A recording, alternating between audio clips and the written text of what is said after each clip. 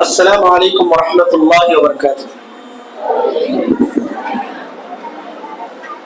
الحمد للہ الرحمن الرحیم والصلاة والسلام علی رسوله الکریم وعلى من تبعهم بإحسان إلى يوم الدين.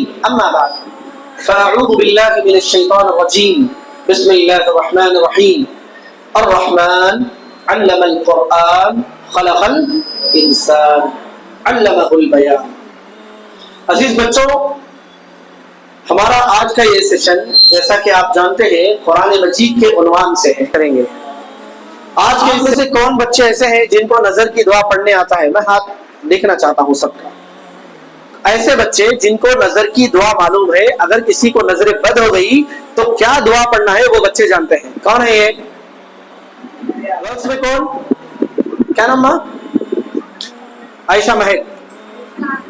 کھڑو. عائشہ مسکان جی پڑھو.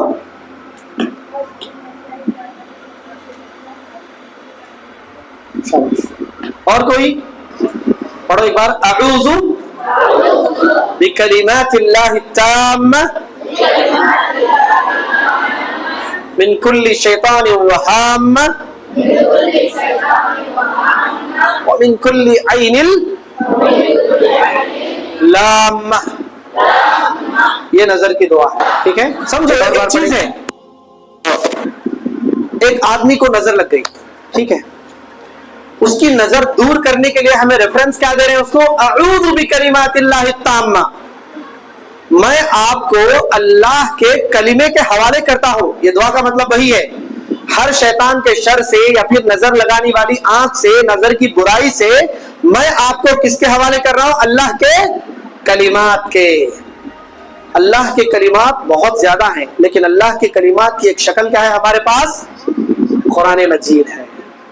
الحمدللہ رب العالمین سے لے کر من الجنۃ والناس تک جو بھی اس میں لکھا ہوا ہے یہ سب کس کے کلمات ہیں؟ اللہ کے کلمات ہیں. سورہ ناس، سورہ آل عمران، سورہ فلق، سورہ نصر، پورے سورے جتنے سورے ہیں پورے سورے کیا ہے؟ اللہ کے کلمے ہیں. تو اس سے معلوم ہوتا ہے کہ قرآن مجید کو ہمیں کتنی اہمیت سے پڑھنا ہے. سمجھ رہے ہیں؟ پہلے ہم دیکھنا کہ ہم پڑھ کیا رہے ہیں. یہ کوئی نارمل کتاب ہے کیا؟ کوئی انسان والی کتاب ہے کیا؟ کوئی کمپنی والی کتاب نہیں. یہ اللہ کی کتاب ہے. قرآن مجید میں ایک آیت ہے جس میں اللہ تعالیٰ نے کہا لو انزلنا هذا القرآن على جبل لرأيته خاشعا متصدعا من خشیت اللہ. کون بول رہے ہیں؟ حمزہ بول رہے ہیں. لو انزلنا هذا القرآن على جبل لرأيته خاشعا متصدعا من خشیت اللہ. اگر قرآن پہاڑ کے اوپر نازل کیا جاتا، پہاڑوں کو دیا جاتا قرآن، تو قرآن میں جو اللہ تعالیٰ کی جو خشیت کا تذکرہ ہے یا پھر قرآن کے سلسلے میں ایک بندے کو اللہ سے جیسا ڈرنا چاہیے، یہ سوچ کر پہاڑ بھی تھک کے ریزہ ہو جاتا قرآن کی ذمہ داری کی وجہ سے. سورۃ الاحزاب معلوم ہے؟ سورۃ الاحزاب قرآن مجید میں 21ویں پارے کے اینڈ میں ہے اور 22ویں پارے کا شروع کا جو 1/4 ہے وہ سورۃ الاحزاب ہے. سورۃ الاحزاب کی جو لاسٹ آیت کریمہ ہے وہ 2 آیت کریمہ میں اللہ نے کہا کہ ہم نے یہ قرآن کی جو امانت ہے وہ پہاڑوں کو دی. پہلے بھائی آپ امانت رکھ لو.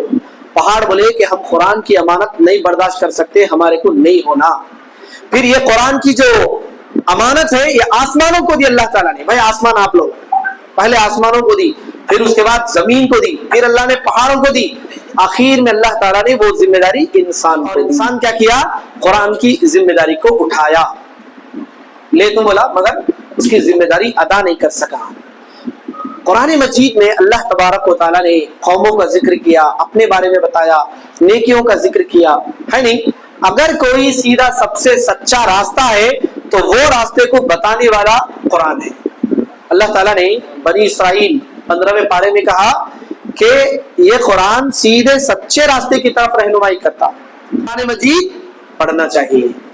اگر کوئی قرآن نہیں پڑھ رہا تو اس کا مطلب کیا ہے؟ اسے زندگی میں کامیاب ہونا نہیں ہے. ایک صحابی کیا کرے، اللہ کے نبی کیا کرے، بھائی دشمن آنے والا ہے، حملہ کرنے والا ہے، آپ جا کے وہاں دور کھڑے ہو جاؤ اور دشمن آ رہا تب بولو. दो दो सहाबा को क्या करे, गांव के दूर दूर भेज दे, तहज्जुद की नमाज के लिए खड़े हो गए, ठीक है। और जब नमाज पढ़ रहे थे तो दुश्मन एक तीर मारा, तीर आके पैर में लग गया, नमाज नहीं तोड़े, ऐसे ही नमाज जारी रखे, एक और तीर आके तीर लग गए, और इसी तरह तीसरा भी तीर आके लग गया, और नमाज कंटिन्यू पढ़ते रहे। जब 3 तीर लगने के बाद अपने दोस्त को उठा के क्या बोले कि भाई दुश्मन आ गया है। तो दोस्त बोले कि 3 तीर तक कहीं को बर्दाश्त करे, पहले तीर में बोल देना था। तो हजरत इबाद जिनका नाम था वो बोलते हैं कि मैं कुरान मजीद पढ़ रहा था और मैं कुरान रोकना नहीं चाह रहा था, समझ रहे हैं। यानी तीर लगने के बावजूद, जिस्म से खून निकलने के बावजूद भी क्या पढ़ना चाह रहे हैं, कुरान मजीद पढ़ना चाह रहे हैं, क्योंकि कुरान मजीद की लज्जत, कुरान मजीद की तासीर, कुरान मजीद की हलावत और उसको पढ़ने से जो ईमान की तरोताजगी है वो दुनिया की बड़ी तकलीफ से ज्यादा है। देखो आपको जो किताब दी गई है, इस किताब में लिखा हुआ है, अल्हम्दुलिल्लाह आप बहुत खुशनसीब हैं कि अल्लाह ताला ने आपको एक दीनदार माहौल में इल्म हासिल करने का मौका दिया है। अल्लाह ताला का जितना भी शुक्र अदा किया जाए कम है। कुरान मजीद ये अल्लाह का कलाम है। हमारा ईमान है कि अल्लाह के जानिब से सच्ची और अजीम किताब है। उसकी तिलावत करना, उसे हिफ्ज करना, उसे समझना, उसकी बातों पर अमल करना, ये दुनिया और आखिरत में कामयाबी का कुरान मजीद के तालिब इल्म के लिए जरूरी है कि वो सबसे पहले इस किताब की अजमत को समझे, इसके ग्रेटनेस को समझे कि ये कितनी अजीम किताब है। कुरान मजीद के फायदे देखो, तिलावत कुरान दिल को सुकून और तमानियत बख्शती है, गम और परेशानी दूर करती है, अल्लाह के साथ खुरबत और मोहब्बत में इजाफा होता है कुरान पढ़ने से, गुनाहों का कफारा बनती है और बख्शिश का जरिया है। कुरान के हरफ पर 10-10 नेकियां मिलती है, दिल की सफाई होती है, दिल में नूरानियत पैदा करती है और बातिनी आलूदगी यानी इंसान के अखलाक की जो बुराइयां हैं उन बुराइयों को खत्म किया जाता है। सबक नागा ना करें, माहाना जो टारगेट है और निसाब की मुकम्मल पाबंदी लाजिमन करें ताकि पूरा सालाना सिलेबस आसानी से मुकम्मल हो सके। हर तालिब इल्म क्लास के वक्त को गनीमत समझे। जिस क्लास में टीचर्स आपके पास आ रहे हैं, आपको पढ़ा रहे हैं आपके असातिज़ा, वो वक्त को गनीमत समझना। क्लास के ज्यादा मार्क्स उसे मिलते हैं जिसकी गलतियां सबसे कम हो, ठीक है। गलती होगी नंबर कट, समझ रहे हैं आप। अच्छा पढ़ने वाले को नहीं मिलते, अच्छा लिखने वाले को मिलते हैं, और जिसकी गलतियां कम है, अच्छा पढ़ने वाला एग्जाम में टाइम में सो गया, सही नहीं लिखा तो भंडा मिलता उसको, समझ रहे हैं। सबसे ज्यादा मार्क्स किसे मिलते हैं, जिसकी गलतियां सबसे कम हो। इसके अलावा में भी सब में अच्छा कुरान पढ़ने वाला वो है जिसकी गलतियां कम हो। एक पेज में एक भी गलती नहीं जा रही, 2 पेजेस में भी एक गलती नहीं जा रही, 3 पेजेस में भी एक गलती नहीं जा रही, ना घुनने की जा रही ना मद की जा रही। सबसे अच्छा बच्चा वो है जिसकी गलतियां कुरान पढ़ने में कम है। सब बच्चों को गलतियां बताने की तिलावत, हिफ्ज और अमल की तौफीक अता फरमाए, आमीन या रब्बल आलमीन। समझ में आ रही बात।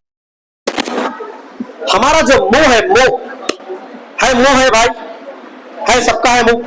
देखो इधर, मुंह की शुरुआत हमारे होठों से होती है, सही है। अच्छा बोलो, होठों से कितने हुरूफ निकलते, जल्दी बोलो। होठों से हुरूफ निकलते, मैं हुरूफ सुनना चाह रहा हूं। 4 होठों से निकलने वाले हुरूफ देखो, बा, मीम, अलिफ, फा, वाव, ठीक है, होठ इस्तेमाल हो रहे। उसके बाद हमारी जबान की नोक, रा बोलो, लाम, ता, दाल, नून, जबान सही एक ही सेम जगह टच हो रही। एक और बात, रा, लाम, नून, ता, समझ रहे, सेम आ रहा। थोड़ा नीचे आ जाओ, सा, दाल, सा, ता, सेम आ रहा। थोड़ा नीचे आओ, सीन, थोड़ा नीचे उतर है, जा, स्वाद, आगे। अब जो जबान के हमारा बीच का हिस्सा है, ये हिस्सा है जबान का या, ऊपर लग रहा हिस्सा, ठीक है, या, जीम, शीन लग रहा, जबान का ताल्लुक आ रहा। उससे थोड़ा अंदर काफ, उससे थोड़ा अंदर कौफ, उससे थोड़ा अंदर गईन, उससे थोड़ा वहीं पर खा, थोड़ा नीचे हा, थोड़ा नीचे ऐन, उससे नीचे हा, اس سے نیچے حمزہ. ایسے ہے حروف کی ترتیب. ان حروف کو ہم کتنے حصوں میں ڈیوائڈ کرنا معلوم؟ 3 حصوں میں ڈیوائڈ کرنا. آواز جانے کے کتنے ذرائع ہمارے ڈائریکشن کتنے ہیں؟ 3. زبر کی آواز، زیر کی آواز، پیش کی آواز آگے. اس کے بعد کیا کرنا؟ غنہ کرنا. غنہ کرنے کی 2 جگہ ہیں. ایک ہے ہماری ناک، نون کی آواز آ رہی ہے، غنہ کرنے کا مقام ہے نون کی آواز کہاں آنا؟ ناک میں آنا. اور ایک ہے میم. میم کہاں سے بولتے ہیں ہم؟ میم ہونٹوں سے بولتے ہیں. آپ لوگوں کو جو میم باتیں بتائی گئی ہیں ان باتوں پر غور کرو اور وہ طریقے میں پڑھنے کی کوشش کرو. ٹھیک ہے، اچھی بات ہے. کلوز کریں گے. السلام علیکم ورحمۃ اللہ وبرکاتہ.